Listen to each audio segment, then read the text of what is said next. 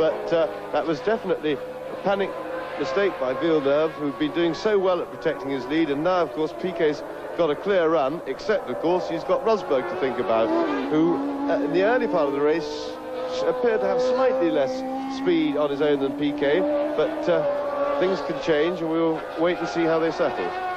Well, will the Brazilian crowd go mad at the end of this lap 30 when Nelson Piquet bursts out of the left-hander and into the sight of the 80,000 spectators packed into the grandstand? Yes, they will. And there is a crestfallen, no doubt heartbroken, Gilles Villeneuve walking in after a very determined and quite superb drive. Well, unpredictably, it wasn't the tyres that took Villeneuve off the road. It was a driver error which Nelson Piquet goaded him into, and now Piquet is sprinting away. He's got the lead, he's got a clear circuit in front of him, except for the car that he's closing up on now, which looks like Slim Borgood's Tyrrell car, the Swedish driver. Yes, it is. And now Nelson Piquet leading Keke Rosberg second, not far behind him Patrese. The Renault of Prost is still fourth, Watson in fifth, and Nigel Mansell therefore in the first drive in the Lotus 91 moves up into sixth position. In seventh position it is Eliseo Salazar. In eighth position it is Didier Pironi. In ninth place it is Michele Alboreto in the Tyrrell, the teammate of Borgood that Nelson Piquet has just passed on his 31st lap.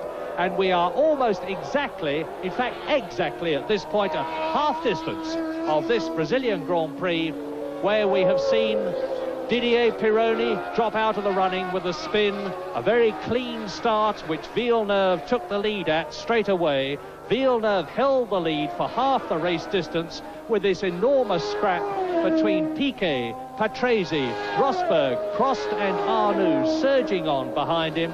Arnoux right out of the running, the man who won the Brazilian Grand Prix in his turbocharged Renault in 1980. Alain Prost, who won the South African Grand Prix, is in fourth position.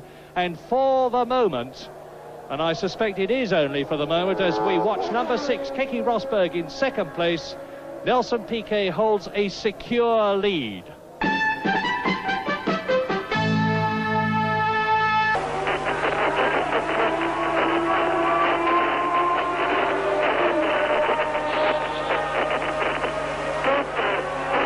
Jetzt nur noch in der gleichen Runde, als nächster überrundet wird der deutsche Jochen Maas.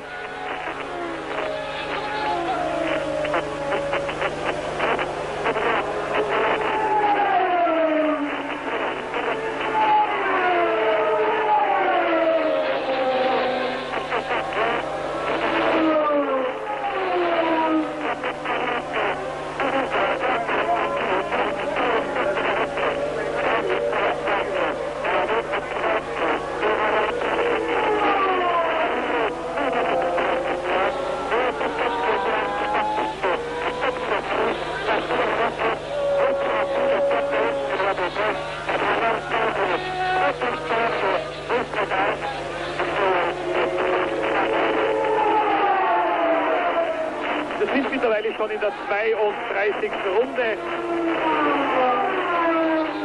158 Kilometer sind zurückgelegt.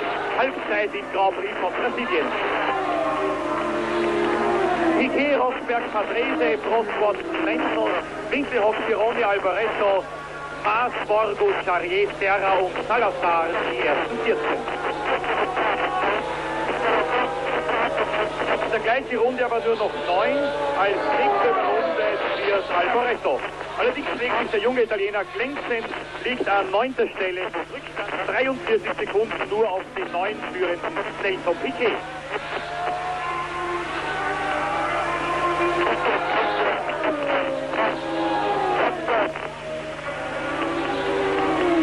In the Osella, behind him is Salazar. The enormous crowd at the Carapagua circuit. It's about 20 miles away from Rio. And number 10 is Manfred Winkelhock in the ATS, not Salazar. And Winkelhock is well down the field. He's in about 16th position at the moment. But that is no mean achievement. This ex-Formula 2 driver, it's the second of the two cars that we're looking at now, is driving in his first real Grand Prix. He's moved up from the junior Formula up into World Championship, and that's a Brabham that's spun off. Which one is it? He's spinning I think right it's off. Patrese, yes, number two. Ricardo Patrese. He was in third position and has obviously had his place taken by Alain Prost, and it's almost there. There is Patrese, and behind him, number 12, is Mansell. Now, Mansell was in sixth position, so Patrese must have gone down to fifth position, and he's now got Nigel Mansell right in his wheel tracks. It's most unfortunate for Patrese, because having made the spin, he now compounds the felony by spinning it again. So that wasted him a lot of time, all that manoeuvring, that sort of second complementary spin that he threw in as well. Mansell, you see coming around in the background there in the replay. He managed, I think, to get away just in front of Mansell. So